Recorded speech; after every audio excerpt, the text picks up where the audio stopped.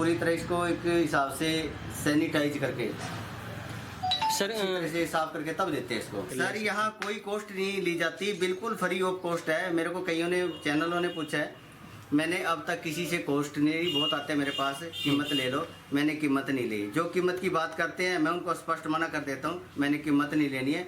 यदि कीमत देनी है तो आप कहीं बाजारों से ट्राई कर सकते हैं, लेकिन मेरे यहाँ से बिल्कुल फ्री ऑफ कॉस्ट जाता है। जब से लॉकडाउन शुरू हुआ है, मेरा मेडिकल पेशा है, तो मुझे इस बारे में कोई नॉलेज नहीं है। मुझे तो मशीन भी चलानी नहीं आती, पर मन में एक जैसे हुआ भी हमारे देश के अंदर इतनी महामारी फैली है, कोई भी इसके संक्रमण से नहीं बच पा रहा। कोई भी अच्छे अच्छे से देशों के जो है ना वो हिल चुके हैं, अच्छे आर्थिक स्थिति से, मानसिक से, सभी शारीरिक स्थिति से इतने परेशान है लोग। बिल्कुल। तो ये आइडिया आता है कि जो है ना जहाँ हम भी अपना योगदान दे सकते हैं, शासन का, प्रशासन का, जो गवर्नमेंट इतना खर्चा कर रही है, हम लोगों के ऊपर ही कर रही है, पब्लिक के लिए कर रही है, बार बार इतनी एडवर्टाइजमेंट में इतना खर्चा किया जा रहा है, बचो इस वायरस से बचो, हर तरह के।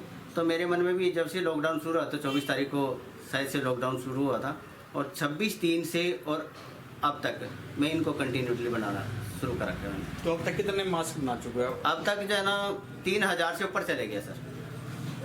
मास्क तो और भी बना रहे हैं, तो आप वालों में उनमें क्या डिफरेंस है? सर मैं ये बात नहीं कह सकता कि मेरे अंदर क्या डिफरेंस है क्या नहीं है, लेकिन मुझे इतना जरूर पता है कि वो कपड़ा जो लेके आता हूँ दुकानदार को सबसे पहले ये बोलता हूँ कपड़े में के अंदर कोई कमी ना रहे, सूती कपड़ा हो, चेहरे पे मुंह पे लगा के उसको कोई परेशानी ना हो। यदि उसमें गर्मी भी आए तो गर्मी आके उसको ठंडा महसूस होए, उसको इरिटेट ना करे, उसके ऊपर इरिटेशन ना होए, उसके ऊपर कोई एलर्जी या कोई किसी तरह की जो है ना परेशानी ना हो, मुंह को जरा परेशान ना करे।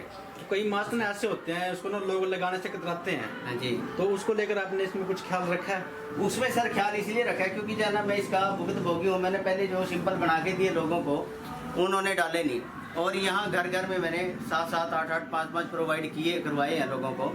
एक दिन लगाए हैं, अगले दिन नहीं लगाए, बार बार टोका टाकी करी। मैंने कहा सर मैंने आप लोगों के लिए मास्क बनाए, आप लोग इनको क्यों नहीं पहनते। मैंने दिन रात मेहनत करके यहाँ 11:30 बजे तक मशीन चलती है, सारे देख सकते हैं, पूछ सकते हो आप इन लोगों से।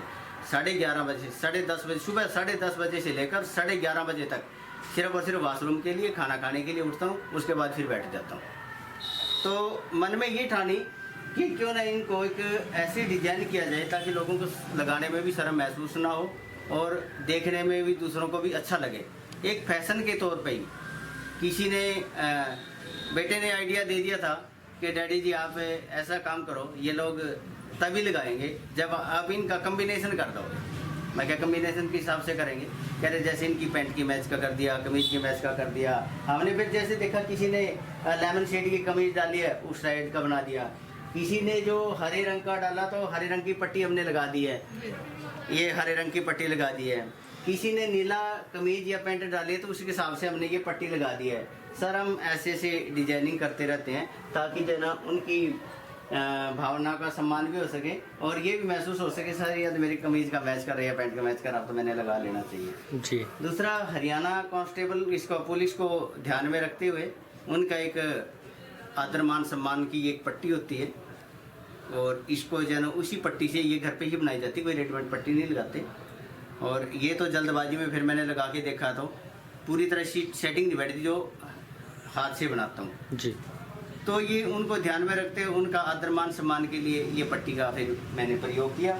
और जो भीड़ में जाते हैं, जैसे पुलिस कांस्टेबल है, मैंने प्रेस मीडिया को बोला था, उनका बहुत बहुत थैंक्स करता हूँ। इतनी भीड़ में कवरेज दिखाते हैं, कवरेज करते हैं, उनकी महानता, अपने बच्चों को, परिवार को छोड़ के पब्लिक में निकलते हैं, ना अपने शरीर की परवाह, ना अपने घर की परवाह, ना किसी चीज़ की परवाह करते, और वो इतना कहीं कहीं से इतनी बना के फ़ोटोएँ डालते हैं और हम लोग देखते हैं, हम हैरान हैं।